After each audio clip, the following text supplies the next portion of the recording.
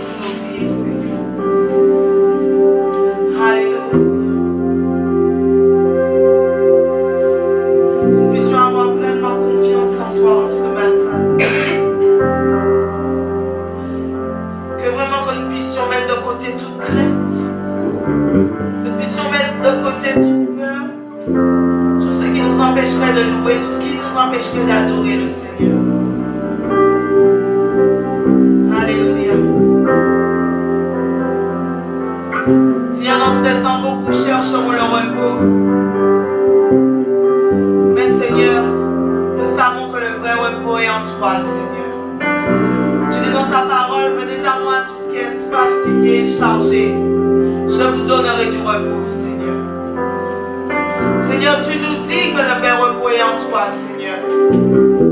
Seigneur, tu nous dis que la vraie source est en toi, Seigneur. Et que nous n'aurons plus jamais soif, Seigneur. Alléluia. Seigneur, apprends-nous à nous confier en toi, Seigneur. Apprends-nous à te faire confiance, Seigneur Jésus. Seigneur, apprends-nous à croire, Seigneur, que tu es un bon Père. Seigneur, apprends-nous à croire, Seigneur, en ta bonté, Seigneur. Seigneur, même quand les choses ne vont pas en notre sens, Seigneur. Seigneur, apprends-nous à te faire confiance, Seigneur Jésus. Alléluia, Seigneur. Seigneur, parfois nous pouvons ne pas comprendre certaines situations, Seigneur, qui se présentent à nous, Père. Mais apprends-nous, Seigneur, à voir avec les yeux de l'Esprit. Apprends-nous à voir, Seigneur, au-delà de l'épreuve. Apprends-nous à voir au-delà des situations qui se présentent en face de nous, Seigneur. Seigneur, apprends-nous à te voir, Seigneur, au-delà de toutes choses, Seigneur. Alléluia, Seigneur. Seigneur, que nous puissions grandir, Seigneur, dans tes voies. Que nous puissions grandir, Seigneur, dans ton amour, Seigneur Jésus. Alléluia, Jésus.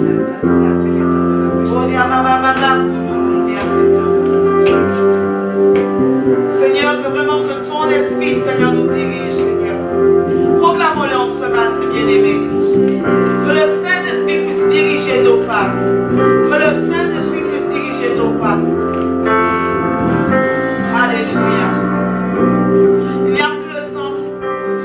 Ce n'est plus le temps de nous laisser conduire par notre chair. Ce n'est plus le temps de nous laisser conduire par nos émotions. Alléluia, Seigneur. En ce matin, nous proclamons plus de l'Esprit.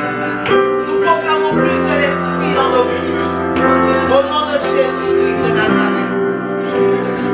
Nous proclamons plus de la présence de ton nom, Seigneur, dans nos vies. Seigneur, que nous ne soyons plus jamais les mêmes, Seigneur. Que nous ne soyons plus jamais les mêmes, Seigneur. Jésus. Qu'il n'y ait réellement plus de rivalité entre nous. Qu'il n'y ait réellement plus de compétition entre nous. Qu'il n'y ait réellement plus de jalousie entre nous. Et que chacun de nous puissions voir la gloire de Christ. Ressuscité éternellement. Et qui règne. Alléluia. Que notre ambition soit de voir le royaume de Dieu. Que notre ambition soit de voir le royaume de Dieu se manifester sur la terre. Alléluia. Alléluia. Alléluia. Jésus. Alléluia.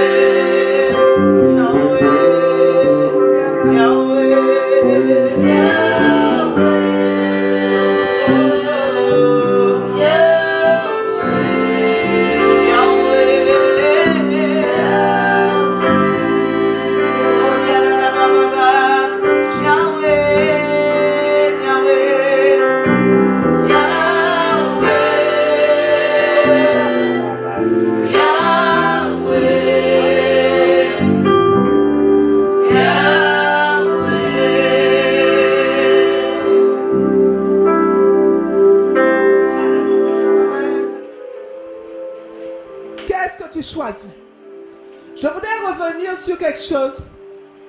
Alors que hier soir, normalement, hier, il était prévu parce que le Seigneur m'a demandé de faire un message aussi sur les temps de gloire qui arrivent. Et c'est vrai que hier, j'ai été particulièrement touchée. J'ai reçu 2 vidéos. Une vidéo du prophète Pierre Daniel que je bénis Dieu. Et je vous encourage à propager cette vidéo autour de vous, la dernière vidéo qu'il a diffusée sur les réseaux sociaux, sur YouTube. Et puis, une autre vidéo concernant le pasteur Samuel Peter Schmidt. Et vraiment, j'ai pleuré quand j'ai regardé cette vidéo. Parce que j'ai vu vraiment un homme de Dieu qui est si vigoureux pour les choses de Dieu.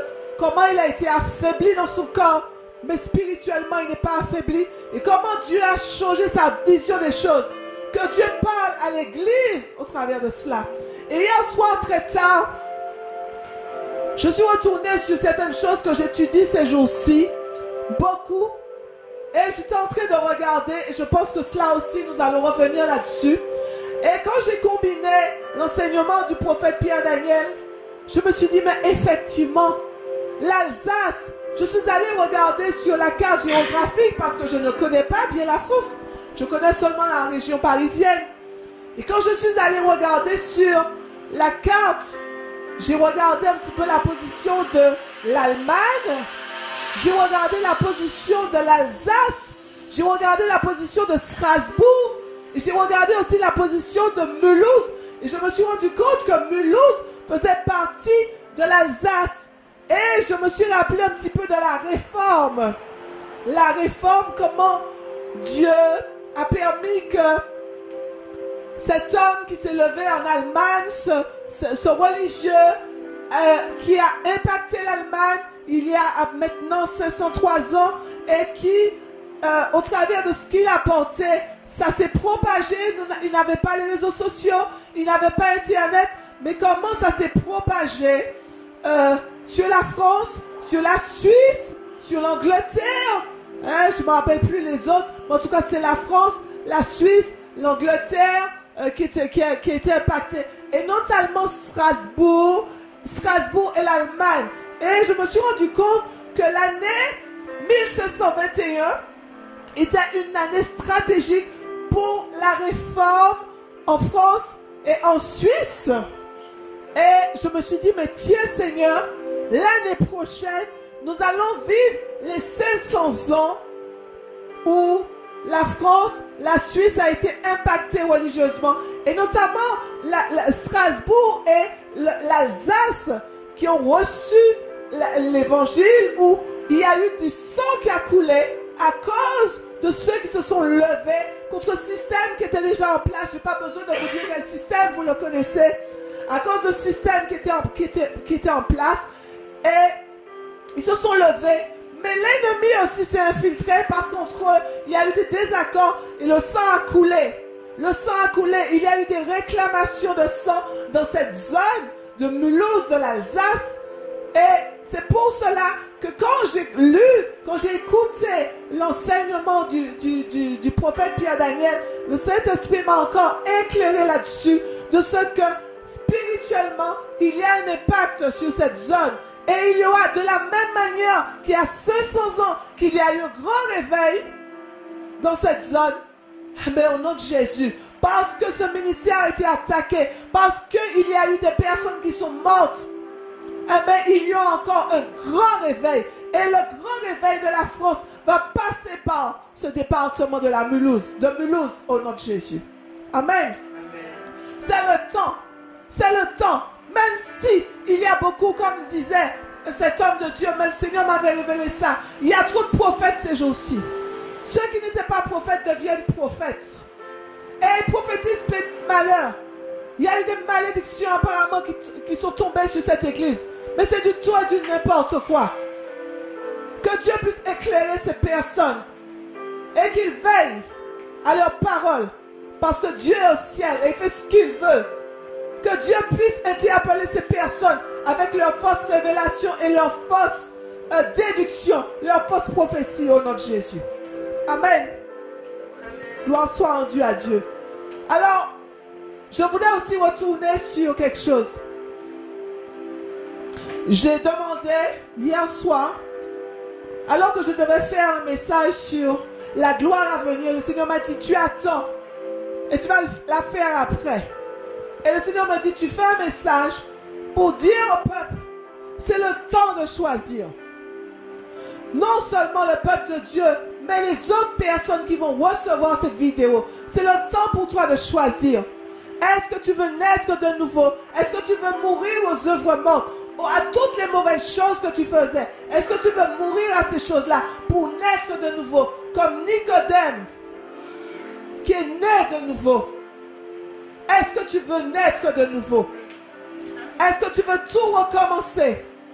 Et cet homme de Dieu disait, il est né à nouveau de nouveau, alors qu'il était déjà baptisé. Il était déjà homme de Dieu, il était déjà pasteur. Mais il est passé par une nouvelle descente, parce que Dieu lui a appris, au travers de cette épreuve, à vivre autrement, à vivre l'évangile autrement. Amen. Et j'étais en train de... Je me suis déplacée, je suis allée dans mon salon, et là, le Seigneur me dit, est-ce que tu peux retourner sur le message que tu as porté le dernier dimanche du mois d'octobre? Et je me suis rappelé que le dernier dimanche du mois d'octobre 2019 était le dimanche du passage encore du prophète Pierre-Daniel Martin. Et de ce dimanche-là, parce que le programme était déjà assez long, le Seigneur n'a pas voulu que l'homme de Dieu soit à la réunion de 7 heures avec nous pour qu'il puisse se reposer, se renouveler, sachant qu'il y aurait eu 2 réunions ce jour-là, une réunion à 10 heures et une autre réunion à 18 heures le soir. Et voilà, c'était mon tour d'intervenir sur le Lamentin. Mais le Lamentin, c'est une petite salle qui prend à peine 60 personnes, qui commence, c'est une œuvre qui commence, donc il n'y a pas encore grand monde. Et j'ai porté ce message parce que je sortais d'une retraite spirituelle où le Seigneur m'avait demandé de rentrer déjà dans un jeûne de 40 jours. Il ne m'a pas dit que c'était 40 jours au départ. C'est quand je suis rentrée, il m'a dit maintenant tu vas jeûner 40 jours. Et lorsque les 40 jours sont terminés, il m'a dit tu refais un deuxième jeûne de 40 jours, 80 jours de jeûne partiel. Et dans cette période, et je dis encore, je ne suis pas là pour envoyer des paroles, mais j'ai vu un message de serviteur de Dieu qui disait, on ne jeûne pas dans des périodes comme cela. Je vais vous dire, dans cette période, j'avais une grippe. J'avais une grosse grippe, j'ai fait de la fièvre. Ce serait maintenant, on aurait dit que c'est le Covid que j'ai. Je faisais de la fièvre. Et pourtant, dans cette période, Dieu m'a dit, tu jeûnes. Et j'ai jeûné. Et je suis debout par la grâce de Dieu. Amen. Sans pour cela m'élever. Et les 80 jours de jeûne se sont terminés le 26 décembre 2019. Mais pendant les premiers 40 jours, il m'a dit, tu fais une retraite spirituelle. Parce que tout s'agitait autour de moi. Je me suis retrouvée en phase de situation dans l'établissement scolaire que je gère. Des enfants qui tombaient, qui chutaient, qui se cassaient les dents. Je me suis retrouvée avec 2 élèves qui se sont cassés les dents. La même semaine, beaucoup de choses se sont passées. Je me suis dit, un élève qui a purgé son doigt ou qui a failli casser son doigt, je me suis dit, non Seigneur, Il y a une attaque diabolique derrière ça. Et la meilleure des choses, c'est que je me retire et que j'aille te chercher parce que je dois stopper cette chose. Je dois stopper parce que le diable cherche à nous faire du tort dans cet établissement parce qu'il n'aime pas cette école. Donc, je vais me mettre devant ta face pour que je puisse savoir, pourquoi, Seigneur, le diable fait ces choses. Mais pourquoi tu permets au diable de le faire? Parce que si le diable le fait, c'est parce que toi, tu le permets. Et j'ai commencé cette retraite juste avant les vacances de Toussaint. Le jeudi avant les vacances de Toussaint. Et je suis restée une semaine sans aller à l'église, à prier, à jeûner, à passer mon temps devant Dieu. Et le lundi 21, parce que le Seigneur me demande encore pour la 3e fois de parler de cela. La 3e fois de parler de cela. Et vous pouvez aller vérifier la vidéo. Il y en a on l'a refait, on l'a rediffusée. C'est une vidéo du 27. Donc je parle de beaucoup de choses, de ce que le Seigneur m'avait demandé, m'a dit qui existait dans l'œuvre. Tel que l'esprit de divination et l'orgueil. Il m'avait parlé de plusieurs choses. Mais ce jour-là, le Seigneur me dit de dire quelque chose. Mais vous savez, bien-aimés, monsieur, madame, souvent on n'est pas prophète, La Bible nous dit, Jésus a dit qu'il n'était pas prophète dans sa patrie. Donc, même si tu as une révélation, même si tu reçois de Dieu, les gens ne vont pas forcément t'écouter. Ils vont écouter ceux qui sont à l'extérieur. Mais vous savez que ceux qui sont à l'extérieur aussi, quand ils sont chez eux, ils sont aussi combattus. Ils sont aussi traités de faux et de toutes sortes de choses, disant que ce qu'ils reçoivent de Dieu n'est pas de Dieu alors qu'ils sont des vrais serviteurs. Donc cela m'encourage. Et le Seigneur me donne à porter cela, que je vais reprendre en ce matin. Et pour ceux qui se rappellent, qui étaient là ce jour-là au Lamentin, ce dimanche matin, je vous ai dit que le lundi 21, je faisais une sieste. J'étais couché là sur mon canapé. Parce que dans cette période, je dormais beaucoup. Je ne comprenais pas. Je dis, Seigneur, mais je suis dans un jeûne. Je suis dans un temps de retraite où je dois prier, Seigneur. Mais pourquoi je dors comme ça? En fin de compte, je priais beaucoup dans l'esprit. Mais Dieu aussi me parlait beaucoup en songe. Et ce jour-là, j'ai pratiquement dormi, mais parce que mon esprit était connecté avec le Seigneur, j'étais en train de prier en langue, et brusquement, je m'entends dire, je n'ai pas entendu une voix, je m'entends dire, ils boiront, et ça, j'avais honte de répéter ça, ils boiront le jus de la montagne de Niel, et ça m'a fait sursauter. Je me suis dit, mais qu'est-ce que je suis en train de dire? Ils boiront le jus de la montagne de Niel. Et j'ai cherché Niel après sur mon dictionnaire. Même pas sur mon dictionnaire, sur Internet. J'ai cherché N-I parce que je savais que ça existait. N-I-E-L. Et je n'ai pas trouvé cela. Tellement que je disais que ça m'a dirigé vers le jus Montpellier. Et j'ai dit, mais Seigneur, je ne peux pas parler de ces choses. Mais ça veut dire quoi? Je délire. Et après, le Seigneur me permet de lire la parole. Il m'envoie dans Ésaïe. Il m'envoie dans le livre d'Ésaïe. Et je vois Niel. Et là, ça me renvoie à plusieurs versets. Et chaque fois, je vois Niel et oui. Niel et oui. Niel et oui. Et là, le Seigneur m'envoie dans Amos. Que je vais vous lire. Parce qu'il faut que je puisse vous rappeler ces choses, vous rafraîchir ces choses. Rafraîchir votre esprit. Amos 4, verset 9. Qui dit, je vous ai frappé de la rouille et par la nielle. Vos nombreux jardins, vos vignes, vos figuiers, vos oliviers ont été dévorés par les sauterelles. Malgré cela, vous n'êtes pas revenus à moi, dit l'Éternel. Ensuite, Le Seigneur m'envoie dans Agé. Agé 2, verset 17.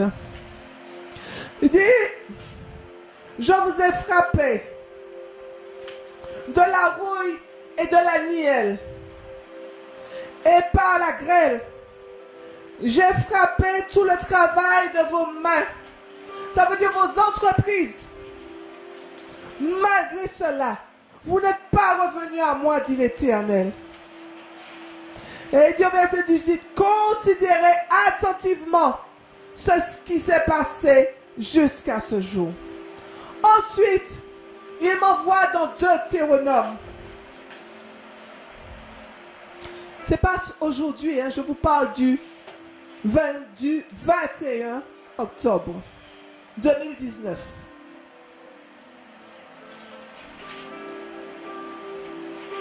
Il m'envoie dans Deutéronome 28. Je porte le message le 27, mais je reçois le 21. Deutéronome 28. À partir du verset 21, que j'avais même coché. L'Éternel attachera à toi. Deutéronome 28, 21. L'Éternel attachera à toi la peste jusqu'à ce qu'elle te consume dans le pays dont tu vas entrer en possession. L'Éternel te frappera de consomption, de fièvre, d'inflammation, de chaleur brûlante, de dessèchement, de jaunisse, de gangrène, qui te poursuivront jusqu'à ce que tu périsses. J'ai trouvé cela dur. J'ai dit, Seigneur, je ne peux pas dire ça à l'église. Les gens vont dire que j'envoie des malédictions. Et je vous dis ça, j'ai un petit peu encore l'angoisse. J'ai dit, Seigneur, mais je ne peux pas dire ça. Qui suis-je? On va me dire que je suis prophétesse de malheur, que je ne reçois pas, que j'envoie des malédictions sur les gens. Je ne peux pas dire ça. Le Seigneur me dit, tu devras le dire. Ensuite, il m'envoie dans 1 roi. Parce que ce jour-là, je n'avais pas donné. Je n'avais pas donné tout cela à l'église. Mais le Seigneur m'a demandé de rectifier parce que c'est écrit tout ce qu'il m'avait donné ce jour-là. 1 roi 8. Et vraiment, je demande pardon à Dieu. Parce que hier soir, j'ai beaucoup pleuré devant le Seigneur. Je demande pardon au Seigneur d'avoir pas obéi et d'avoir fait des compromis, d'avoir regardé plutôt à ma réputation qu'à la parole de Dieu. Souvent, on protège notre réputation. On a peur que les gens nous jugent. On a peur que les gens nous traitent de faux serviteurs de Dieu. On a peur que les gens nous traitent de faux prophètes. Et nous bloquons l'appel de Dieu sur nos vies. 1 roi 8, verset 37.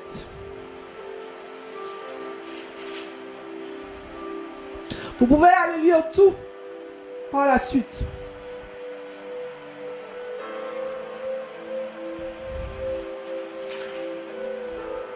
C'est Salomon qui parlait encore, l'Ecclésiaste.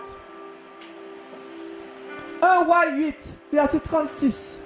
Je peux lire à partir du verset 36, mais le Seigneur m'avait donné à partir du verset 37.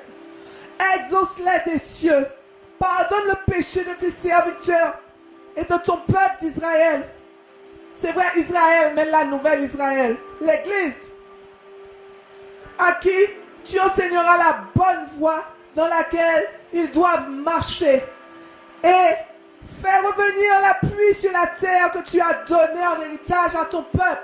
Tu as donné la terre en héritage à ton peuple, à toutes les créatures qui sont sur terre. Tu nous as donné la terre parce que quand tu as mis Adam et Ève dans le jardin, Seigneur, tu avais dit de nous occuper, tu avais donné à l'homme autorité sur la terre. Et au verset 37, il dit, et quand la famine, la peste, la rouille, la nielle, les sauterelles d'une espèce ou d'une autre seront dans le pays, et quand l'ennemi assiégera ton peuple de son pays, dans ses portes, quand il y aura des fléaux ou des maladies quelconques, si tout ton peuple d'Israël, si tout ton peuple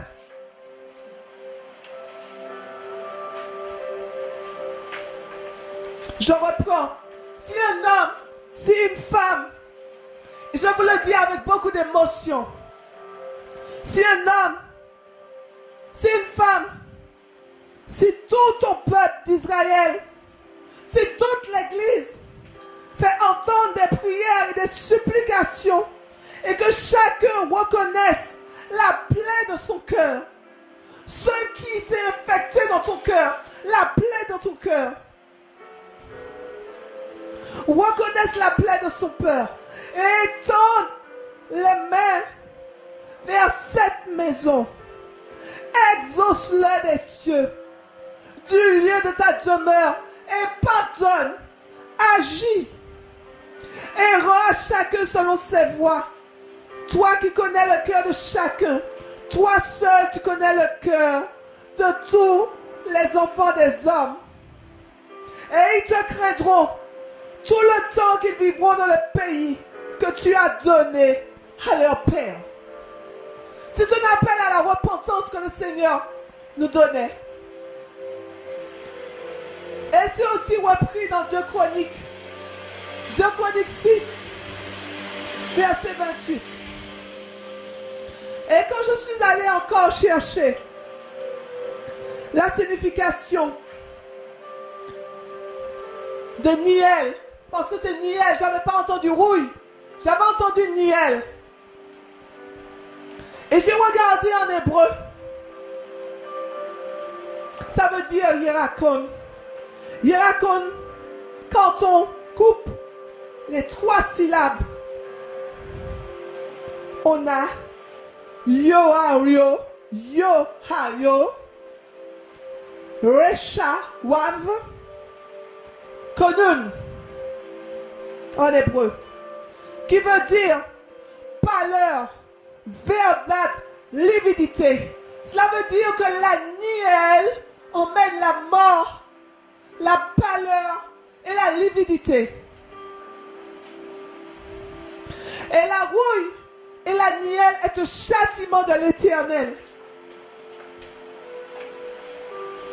Quand j'avais recherché ce que cela voulait dire, quand le Seigneur m'a envoyé, il a insisté avec moi dans Deutéronome 28.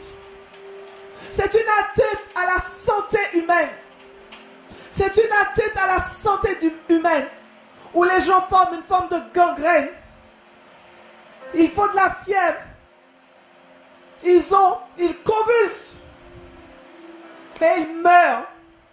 Et moi je me rappelle que ce jour-là, sur ma feuille, c'est écrit, mon Dieu, 3 points de suspension. Et le Seigneur me disait,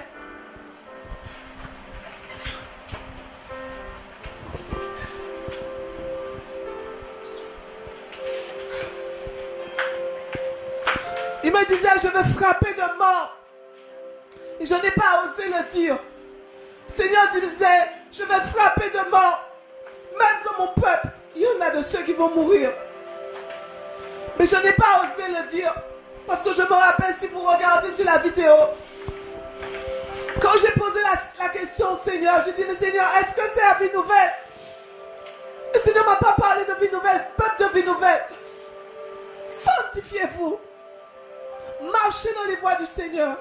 Combien de messages que nous avons portés sur la sanctification, sur le cœur, toute l'année 2019, le Seigneur nous a donné à prêcher beaucoup sur le cœur.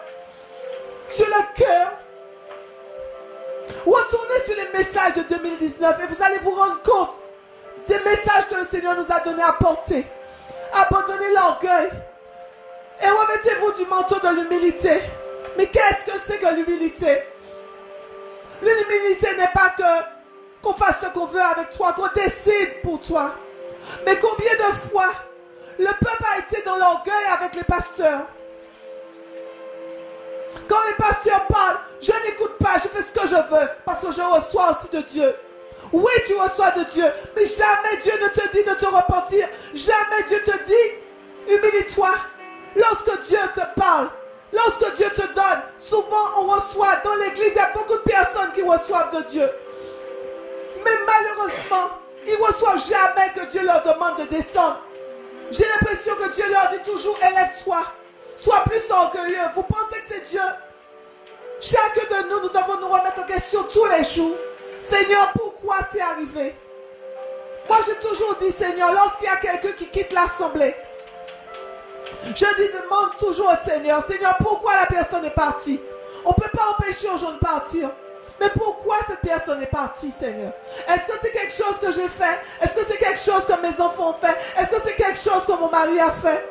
Seigneur, est-ce que c'est une porte ouverte qu'on a laissée? Seigneur, montre-moi, montre-nous en quoi nous avons failli. Pourquoi cette âme est partie? Parce que tu dois te remettre en question. Mais le peuple de Dieu ne se remet jamais en question. Et c'est pour cela qu'il y a beaucoup de critiques. Parce qu'on devient juge des autres. On ne devient jamais juge de soi. Analyse-toi, remets-toi en question et demande au Seigneur, Seigneur, en quoi j'ai péché? En quoi je n'ai pas été fidèle? En quoi? Qu'est-ce que tu me reproches, Seigneur? Dieu a toujours quelque chose à nous reprocher parce que Dieu est parfait. Il est parfait. Et nous rabaissons toujours Dieu à notre niveau en pensant que tout ce que nous faisons, nous avons l'agrément de Dieu. Non! Le Saint-Esprit qui vient en nous doit nous remettre, va nous remettre sur les rails et nous dire ce que tu fais, mon fils, ce que tu fais, ma fille, c'est pas bien. Même si là, tu avais fait bien. Samson, il pouvait être rempli. C'était un homme qui avait la puissance, qui avait reçu la puissance de Dieu. Mais un moment après, il péchait. David était un homme selon le cœur de Dieu. Pourtant, il a péché. Mais il a reconnu ses fautes et ses transgressions. Il a demandé pardon à Dieu. Peuple de Dieu, est-ce que nous sommes plus que David? Est-ce que nous sommes plus que Samson? Est-ce que nous sommes plus que Pierre qui a renié Jésus, mais qui a reconnu son état et qui s'est humilié? Est-ce que nous sommes plus que ces hommes de Dieu qui ont fauté, mais qui ont reconnu leurs transgressions, qui les ont avouées et qui sont repartis à zéro avec Dieu? Et je dis vraiment, je demande pardon au Seigneur. Hier soir, j'étais triste. Je suis resté un moment parce que le Seigneur m'a dit, retourne voir cette vidéo. Retourne voir cette vidéo et écoute ce que ta bouche disait. J'ai utilisé ta bouche pour avertir. C'était le 27 octobre, alors que cette plaie, cette peste n'était pas encore libérée. Elle s'est libérée vers le mois de novembre. J'ai utilisé ta bouche pour avertir. Mais même toi, tu n'as pas pris garde parce que tu disais à l'église, peuple de Dieu, il faut prier.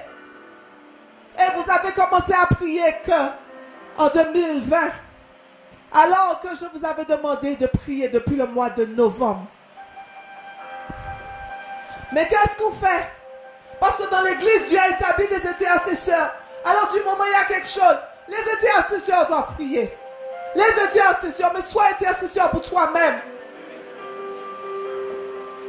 Et on est entré dans un laxisme. Et je suis sûr que beaucoup n'ont pas fait attention à ce message. Parce que ça a été un message comme tous les messages. Et à la rigueur même, il y en a de ceux qui remettent en cause notre appel, et notamment le mien, parce que je suis une femme. Ils remettent en cause mon appel. Ils disent, est-ce que c'est ce que cette dame a dit? Est-ce que c'est bon Dieu qui dit ça? Et vous savez, étant combattu beaucoup par l'esprit de Jézabel, Jézabel va toujours contredire. Et Jézabel fera tout pour que ce que Dieu a utilisé ma bouche pour dire ne se fasse pas. Parce que Jézabel a besoin de la gloire. Et le Seigneur m'a dit, je t'avais dit, ils boiront le jus de la montagne de Niel, de la montagne de la malédiction. Et le Seigneur m'avait dit, il y aura beaucoup de morts. Écoutez cette vidéo. Mais je n'ai pas osé le dire. Je n'ai pas osé dire tout ce que Dieu m'avait dit de dire. J'ai biaisé un peu. Seigneur, pardon de n'avoir pas obéi complètement. Et je bénis Dieu. C'est pour cela que je vous dis, bien-aimés, lorsque le Seigneur te dit de te retirer, il ne te dit jamais de te retirer pour que tu sois pire, mais meilleur. Parce qu'il veut t'enseigner la sagesse. Je ne dis pas que je suis sage, mais il veut t'enseigner la sagesse. Pourquoi Dieu a permis que Job, alors qu'il était un homme intègre, alors qu'il était un homme fidèle, alors qu'il était un homme qui craignait Dieu, qui était vraiment intègre, mais il lui manquait quelque chose. Il lui manquait la sagesse et l'intelligence. Et Dieu lui a permis de passer par tout ce chemin parce que Dieu a voulu lui enseigner la sagesse de Dieu. Et il nous manque la sagesse. Je ne parle pas de la sagesse humaine. Je parle de la sagesse de Dieu. Les 7 colonnes de la sagesse, les 7 piliers de la sagesse. Lisez-le dans Proverbes. La sagesse a 7 colonnes ou 7 piliers, je ne me rappelle plus. Lisez. Qu'est-ce que c'est que la sagesse dans le livre de Proverbes? La sagesse a bâti sa maison. Dieu veut que nous puissions vraiment revenir à cette sagesse de l'esprit et à être à l'écoute. Trop de personnes sont autoproclamées. Je reçois dans l'église. Donc les pasteurs n'ont que faire. Et vous savez, le Seigneur est en train d'anéantir aussi cette affaire de pasteur parce que l'église francophone a trop accentué le ministère sur le ministère pastoral. Et l'église francophone a banni parce que l'église francophone a gardé les principes de la réforme qui sortaient du catholicisme. Nous disons que nous refusons le catholicisme, mais nous pratiquons les œuvres du catholicisme parce que cela vient du catholicisme d'être seulement pasteur. Et on rejette le ministère apostolique. On rejette le prophétique.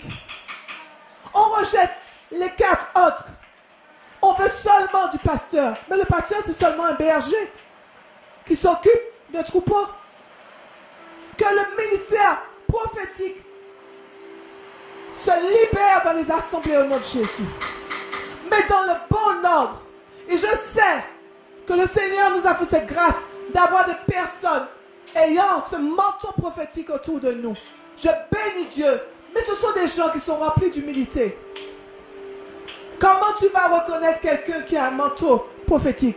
C'est quelqu'un qui ne se met jamais en avant, qui ne cherche jamais les honneurs, qui ne cherche jamais l'élévation. C'est quelqu'un qui se cache pratiquement. Et que Dieu, au temps favorable, fait cette personne sortir de sa cachette. Amen. Et je demande vraiment pardon au Seigneur. Parce que pendant longtemps, je me suis battue aussi quand on me disait pasteur. Je disais, je n'ai pas besoin qu'on m'appelle pasteur. Oui, le Seigneur m'a donné, en toute humilité, un manteau pastoral. Parce que le Seigneur permet que je m'occupe de beaucoup d'âmes. Donc, le Seigneur m'a donné un manteau pastoral. Et je ne cracherai pas là-dessus. Et je demande pardon au Seigneur pour les années où j'ai craché sur mon manteau pastoral à cause de la doctrine, à cause de la religiosité qui rejette le ministère pastoral des femmes. Je rejette cela au nom de Jésus. Que le Seigneur puisse me rétablir afin que je n'ai pas honte d'afficher mon étiquette pastorale. Je demande aussi pardon au Seigneur parce que le Seigneur m'a demandé de le faire. Je demande aussi pardon au Seigneur. Et le Seigneur m'a été appelé à travers de certains bien-aimés dans l'église qui m'ont dit, oui sœur, oui tu es prophétesse, oui tu es prophète. Parce que souvent je dis, j'ai reçu une onction prophétique. Et il y a une bien-aimée qui va se reconnaître si elle regarde. Elle m'a dit, non, tu es prophétesse. Parce qu'il faut faire la différence entre des personnes qui prophétisent et quelqu'un qui a un manteau de prophète. Mais je vois que c'est quelque chose de tellement élevé que je dis, non Seigneur, je ne suis pas assez consacré. Parce que pour moi, le prophète, c'est celui qui est enfermé dans sa chambre 24 heures sur 24, qui ne sort pas. Pour moi, le prophète, c'est celui qui ne veut même pas, je parle de l'homme ou de la femme, qui ne veut même pas avoir de mari ou de femme. Non, chacun reçoit à sa mesure. Et je dis, mais Seigneur, j'ai une famille, j'ai des enfants. Comment je peux être prophète alors que j'ai une famille, j'ai des enfants, je travaille dans une école, ça bouge autour de moi. Je ne suis pas assez enfermé chez moi pour que je puisse être totalement connecté. Mais il y a une chose que le Seigneur m'a montré. À l'instant où moi je vais devant Dieu, je dis, Seigneur Jésus, je suis déjà connecté. Et le Saint-Esprit est déjà prêt à se révéler. Parce que Dieu regarde au cœur. Et c'est pour cela que, quel que soit ce que le diable me fera, mon mari a parlé tout à l'heure de l'amour, mais quelle que soit la chose que le diable me fera au travers des hommes, que Dieu protège mon cœur, que je sois toujours dans l'amour. Parce qu'en protégeant mon cœur et en restant dans l'amour pour les âmes, même pour mes ennemis, alors je resterai toujours connecté avec le Saint-Esprit. Et le Saint-Esprit sera toujours prêt à se révéler à moi toutes les fois où moi je suis disposé. Parce que lui, il est toujours disposé. Amen. Et je lui demande pardon parce que j'ai rejeté mon appel prophétique. Et c'est hier soir que le Seigneur m'a dit, je t'avais donné avec précision ce qui est en train de se passer. Mais tu as trouvé que c'était trop fort. Tu as trouvé que c'était trop fort, tu ne voulais pas le dire. Tu n'as pas voulu enseigner, tu l'as fait dans la petite assemblée. Alors que la plus grande avait besoin, le peuple de Sainte-Luce avait besoin de l'entendre. Mais tu l'as fait à peu près devant 20 personnes au Lamentin. Alors je demande pardon au Seigneur de ce que je n'ai pas obéi, que je n'ai pas porté ce message à Sainte-Luce. Que Dieu me pardonne, je sais qu'il m'a déjà pardonné. Mais que je puisse obéir parce que j'ai vraiment ce chagrin de n'avoir pas pris en considération ce que le Seigneur me demandait de faire. Et puis une dernière chose, le Seigneur m'a interpellé. Il m'a dit en 2018, alors que tu étais en Israël et que tu dormais dans une chambre d'hôtel dans la partie arabe, je t'ai gardé en veille toute la nuit. J'ai pas permis que tu dormes parce que ce jour-là, aucun de nous on avait dormi. Je ne sais pas pourquoi. Parce qu'en fonction du secteur en Israël, l'atmosphère change. Et j'étais dans la zone arabe. Et ce soir-là, je n'ai pas dormi. Nous n'avons pas dormi de la nuit. Et ce soir-là, le Seigneur m'a dit, je change ton nom. Et je l'ai accepté.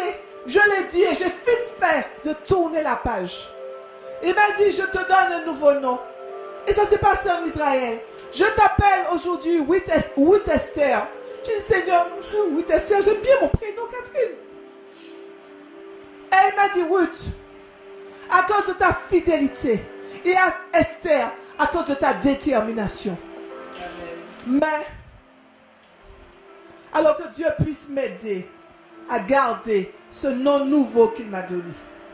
Même si Catherine figure dans l'état civil, mais que je puisse accepter le nom nouveau, parce que spirituellement, cela veut dire ce que ça veut dire. Vraiment, je veux rétablir ma position dans le Seigneur, parce que c'est le temps pour moi de faire le choix de ce que Dieu m'a appelé à faire. Béni soit le Seigneur. Et je vais revenir sur le message. Le temps. Il y a un temps pour naître. Je ne parle même pas de ta naissance dans le monde naturel. On va rester sur le côté spirituel. C'est le temps pour toi de naître de nouveau. Qu'est-ce que la Bible nous dit dans le livre de Jean?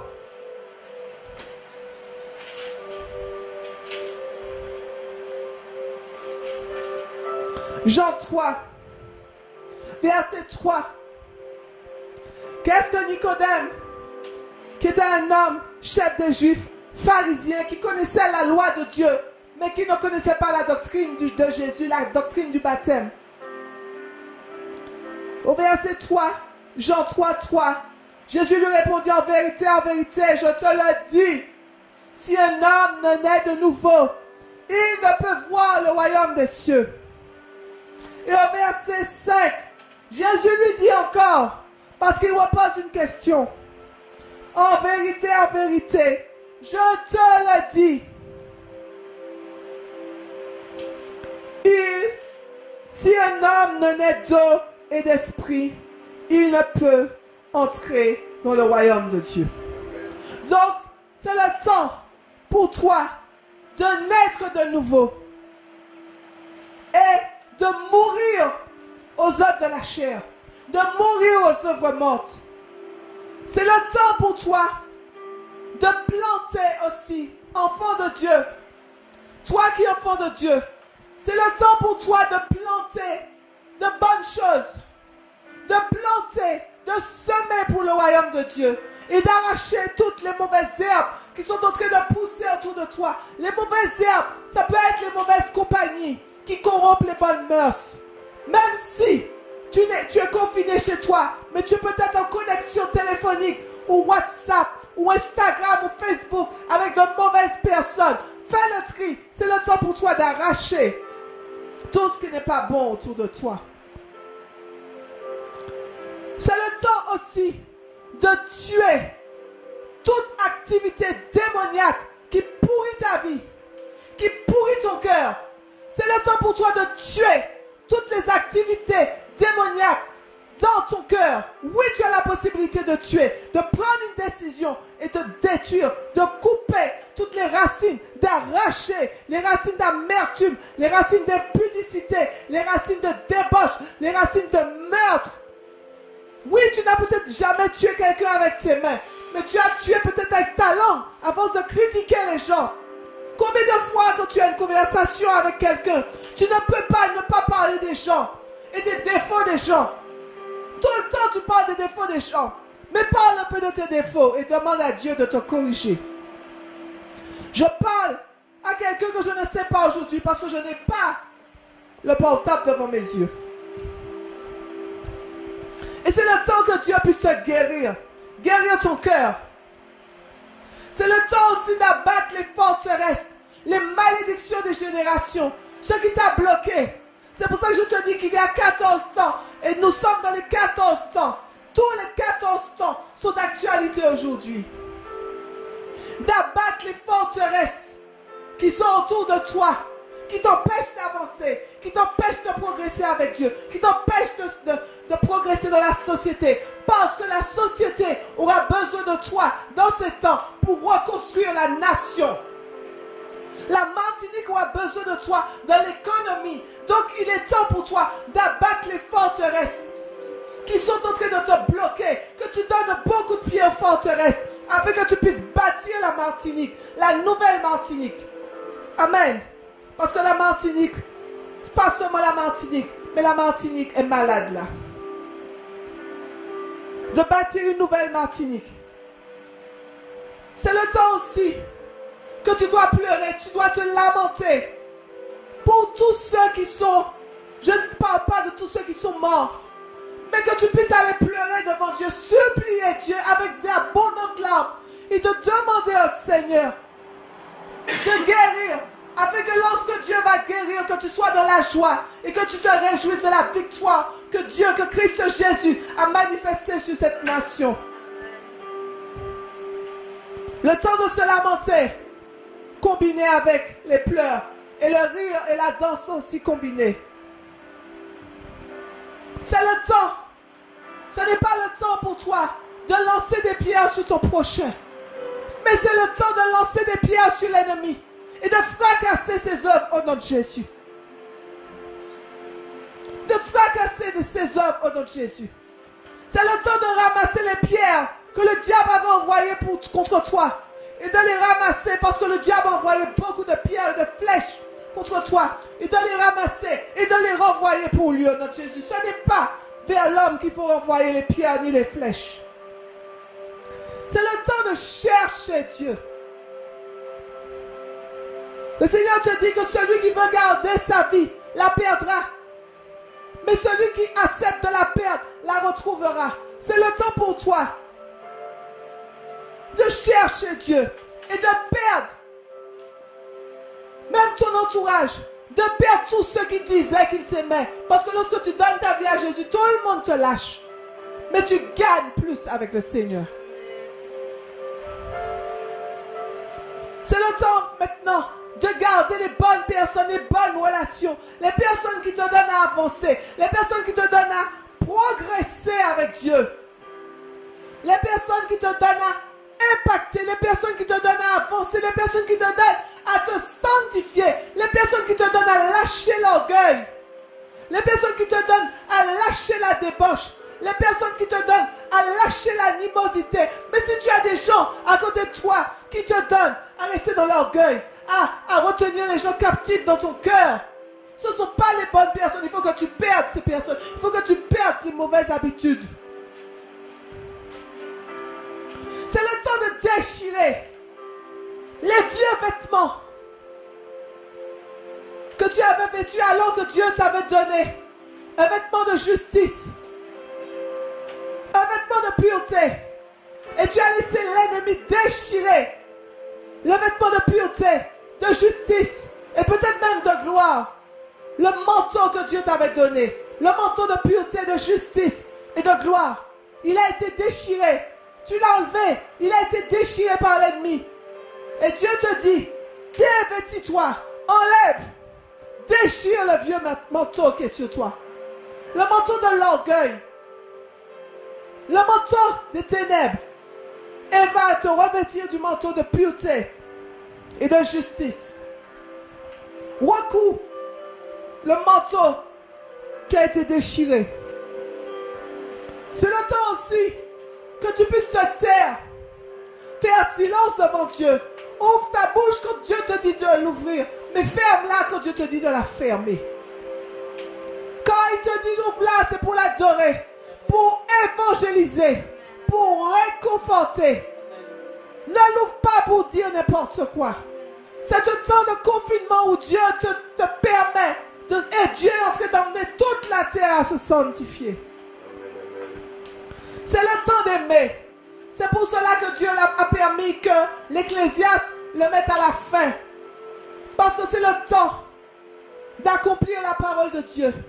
Tu aimeras le Seigneur ton Dieu de tout ton cœur, de toute ton âme, de toute ta force, de toute ta pensée, et que tu aimeras ton prochain comme toi-même. Tu ne vas pas le haïr. C'est pour cela que ça fait partie de l'avant-dernier, le 13e. Et c'est aussi un temps de guerre. Mais chaque fois qu'il y a la guerre, il y a aussi la paix qui vient. Où les puissances des cieux sont ébranlées. C'est un temps de guerre. Le dernier, c'est un temps de guerre. Et je crois que cet homme, l'Ecclésiaste, était tellement prophétique que Dieu lui a donné à mettre le temps de guerre et de paix en dernier.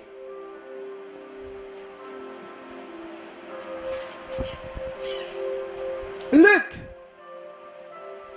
21. Il te dit 21 verset 25. On l'a vu dernièrement sur le petit feuillet que j'ai. 21, 25 à 28. Et il te dit, il y aura des signes dans le soleil, dans la lune et dans les étoiles. Et sur toute la terre, il y aura de l'angoisse. Chez les nations qui ne sauront que faire, nous sommes dans ce temps. Au bruit de la mer, au bruit de ce qui se passe dans le monde. Au bruit de la mer, c'est le monde. Au bruit de ce qui se passe dans le monde et des flots de la mer. Parce que le monde est en train de bouger. Les flots de la mer, c'est le monde qui bouge. Les hommes rentrent dans l'âme, c'est ça, la peur, de terreur, dans l'angoisse de ce qui surviendra sur la terre. Nous sommes dans ce temps, car les puissances des cieux seront ébranlées. Et c'est dans ce temps que nous sommes arrivés. Nous sommes arrivés dans un temps où il y a une guerre spirituelle. Il est parlé de la 3e guerre mondiale qui arrive, mais ce ne sera pas forcément une guerre d'armes. Parce qu'entre-temps, les hommes, leur intelligence, leur connaissance a augmenté. Et les hommes ont beaucoup plus. La Bible nous dit dans le livre de Daniel que la connaissance va augmenter dans les derniers temps. La connaissance, l'homme est devenu de plus en plus intelligent. Donc rassurez-vous, les hommes sauront comment faire la guerre. Et c'est déjà une guerre ce qui se passe là, ces jours-ci. C'est une guerre. C'est une guerre. Et vous voyez encore que ce virus a un nom. Beaucoup ont fait des calculs. Et au travers des calculs qu'ils ont fait, je ne sais pas qui a fait ces calculs. Mais ils ont trouvé 666. Et nous savons ce que signifie 666. C'est un chiffre d'homme. Mais c'est aussi la marque de la bête. Et qu'est-ce que tu vas faire? Parce qu'ils ont déjà trouvé un vaccin. Mais bien sûr, ils veulent vacciner les Noirs. Alors il y a les Noirs réagissent. Mais je vais vous dire, les Noirs, vous avez tellement aussi d'importance comme Israël aux yeux de Dieu. Parce que si le diable veut vous décimer, les Noirs, C'est parce que vous avez quelque chose de puissant dans le royaume de Dieu. Alors bénissez le Seigneur de ce que vous soyez des noirs et que le diable veut vous irradier. C'est parce qu'il y a une puissance. Parce que vous voyez beaucoup les noirs, soit ils se donnent à la sorcellerie, ou quand ils se donnent à Dieu, ils se donnent avec puissance et force. Donc utilisez cela. Ne vous révoltez pas parce qu'on vous propose le vaccin. Simplement Dieu vous a donné le discernement. Ne le faites pas parce que vous ne savez pas ce qui est en train de se faire. Mais nous sommes dans une guerre. Et j'irai dans l'Apocalypse. Parce que je pense que je vais terminer là-dessus.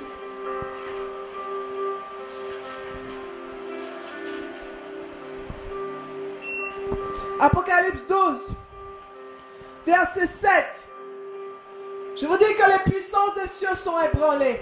Mais dans le troisième, dans le ciel des démons, dans le ciel, dans l'atmosphère, là où il y a les démons, là où il y a le combat, lorsque Dieu veut envoyer une bénédiction pour nous, il y a un combat comme dans le livre de Daniel, où une principauté satanique a combattu l'ange qui portait la réponse pour Daniel. C'est de la même manière, ces jours-ci, Dieu a déjà répondu, la guérison est déjà là, mais il y a un combat dans les principautés de l'air qui ne veulent pas que la guérison arrive à la Martinique, que la guérison arrive sur la terre, parce qu'ils veulent qu'il y ait un maximum qui soit mort. Alors je vais te dire, Église, si à toi, pendant 21 jours, Daniel a jeûné, alors que Dieu avait déjà répondu, mais la principauté de Perse combattait l'ange qui portait la réponse. La principauté qui est là, les principautés qui sont ébranlées, les principautés sont ébranlées par ta prière, par ton jeûne. Mais continue à prier, continue à déclarer, continue à jeûner et il va lâcher prise au nom de Jésus. Elle va lâcher prise au nom de Jésus. Parce que nous sommes dans une guerre. Apocalypse 12, verset 7 dit, il y a une guerre dans le ciel. Michaël et ses anges combattirent. L'archange Michaël, avec d'autres anges qui travaillent avec lui, combattirent contre le dragon. C'est aussi le dragon, hein, le dieu de la Chine. Et le dragon et ses anges combattirent aussi. Il y a eu un combat entre l'ange Michaël et le dragon. Combat d'anges. Combat d'anges. Mais ils ne furent pas plus forts. Je vais vous dire, le dragon et les anges qui sont à son service ne furent pas plus forts. C'est Michaël et ses anges qui furent plus forts. Et vous savez que vous et moi, Michaël combat toujours pour l'église de Dieu. Parce qu'il est le chef de l'armée de Dieu. C'est à nous, c'est à toi et moi de donner à Michaël et à ses anges de la force par tes prières et ton jeûne. Quand tu jeûnes, quand tu te lèves dans la prière, alors tu donnes de la force aux anges de Dieu pour vaincre dans la bataille. Amen, alléluia. Leur place ne fut point plus trouvée dans le ciel. C'est vrai que Satan a été déjà précipité hors de la présence de Dieu. Mais il y a encore des puissances dans l'air. Ils ne seront plus là et c'est pour ça qu'ils sont déjà ébranlés. Et c'est pour ça qu'ils sont en train de faire la guerre. Parce que le roi Jésus est en train de revenir. Et il faut que cette puissance-là puisse laisser la place au roi de gloire. Mais qui doit activer ça? C'est toi et moi. Il fut précipité au verset 9. Le grand dragon, le serpent ancien appelé le diable, et Satan, et celui qui séduit toute la terre. C'est Satan qui est en train de séduire toute la terre. Et il fut précipité sur la terre, et ses anges furent précipités avec lui. C'est pour cela, ne t'attends pas à des jours meilleurs. Ne t'attends pas à des jours meilleurs. La Pâque arrive. Ce n'est pas la Pâque grégorienne dimanche prochain. Parce qu'aujourd'hui, l'église traditionnelle fête le dimanche des rameaux. Ça veut dire l'entrée triomphale de Jésus à Jérusalem. C'était la seule entrée triomphale où Jésus entrait de manière triomphale avant de mourir. Mais je vais te dire, la prochaine venue de Jésus, triomphale, c'est son retour pour qu'il puisse venir enlever son église. C'est pour cela que ce temps de Pâques est très important pour toi et moi. Parce que cette année, Dieu a mis toute la terre, il a mis la terre à la Pâques. Il a mis la terre en confinement afin que cette année, que Pâques soit célébrée autrement. Qu'on se rappelle de Jésus, de la mort de Jésus. Et je précise encore que la vraie Pâques est mercredi et non dimanche prochain. Et que normalement ça n'existe pas le dimanche des rameaux. Il y a eu bien le jour des rameaux. Mais si nous comptons, si c'est mercredi, selon le calendrier de Dieu, la Pâques, c'est 6 jours avant que Jésus est entré de manière triomphale à Jérusalem. Et Jésus est entré, ça veut dire que pour commémorer l'entrée de Jésus par les rameaux, ils ont fait, voilà, ils ont tendu des vêtements, voilà, ils ont préparé l'entrée de Jésus. C'était 6 jours avant, donc ça revient à être jeudi. Donc s'il fallait fêter les rameaux, c'est jeudi qu'il fallait fêter les rameaux. C'est pour ça que je vous incite à sonder les Écritures. À sonder les Écritures. Vous avez tous les supports Internet. Il y a les dictionnaires sur Internet. Il y a tout sur Internet. Sondez avec la parole. Allez faire des recherches. Il n'y a pas de dimanche des rameaux. Les rameaux, c'était jeudi.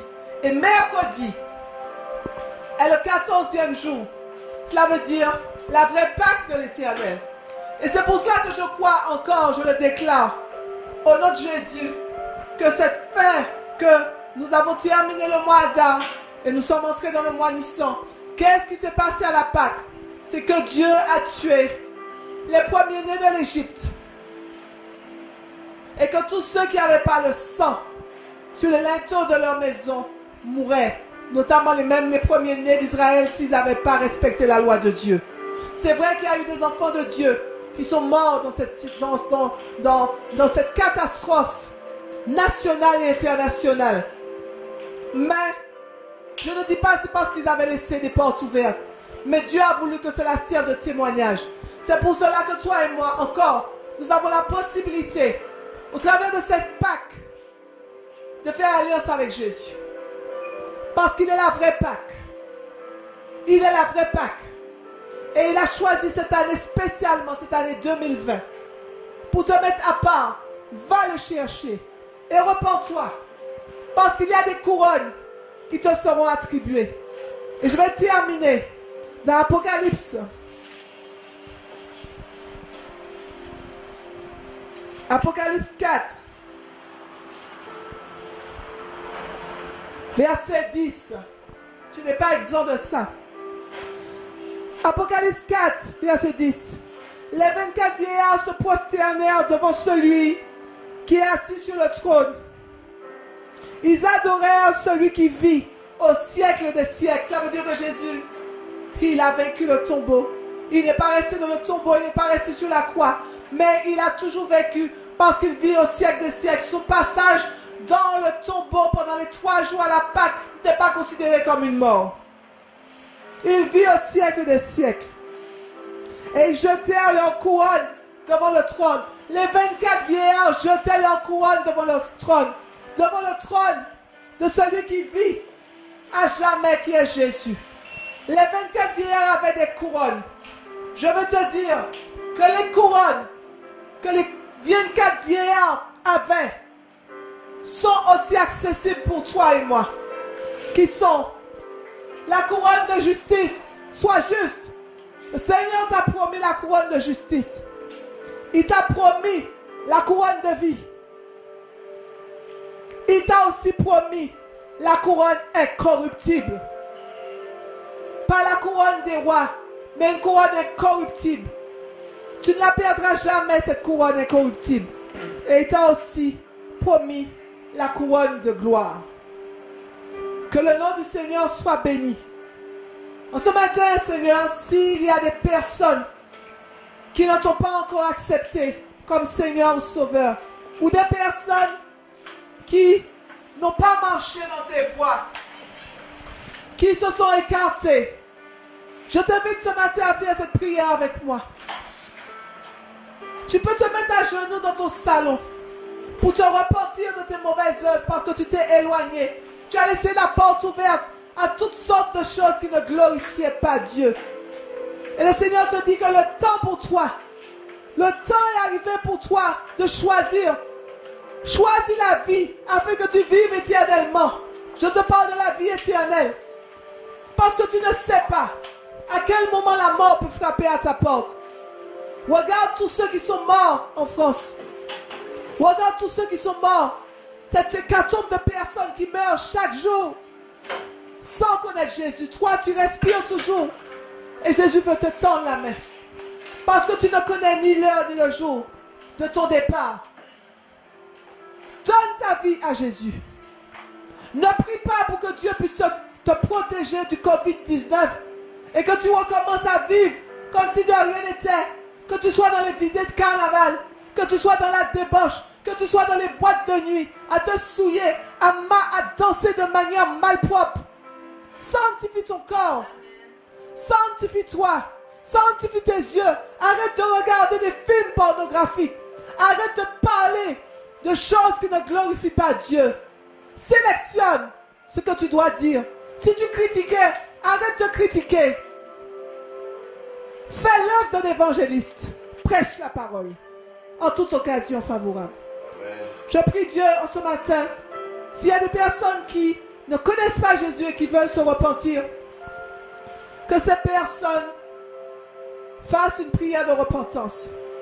Seigneur Jésus, je viens devant toi en ce matin tel que je suis. Tu connais mes faiblesses. Tu connais mes points forts. Tu sais là où je suis tombé. Là où je peux tomber. Mais tu sais là où je suis fort. Alors Seigneur, glorifie-toi dans mes faiblesses. Et glorifie-toi dans mes forces. Je t'accepte maintenant comme Seigneur et Sauveur de ma vie. Je me repens. Je te demande pardon de ma vaine manière de vivre. Et je t'accepte comme Seigneur et Sauveur. Que tu puisses vraiment venir habiter dans mon corps. Que tu puisses faire ta demeure en moi. Et Seigneur, j'attends dans les jours à venir à recevoir mon baptême qui va sceller cette alliance entre toi et moi. Seigneur, aide-moi encore dans ma faiblesse. Je te confie ma faiblesse. Je renonce à Satan. Je renonce à toutes ces œuvres qu'il m'a fait faire dans mon corps. Et je t'accepte comme Seigneur et Sauveur de ma vie. Je t'ai prié au nom puissant de Jésus. Amen.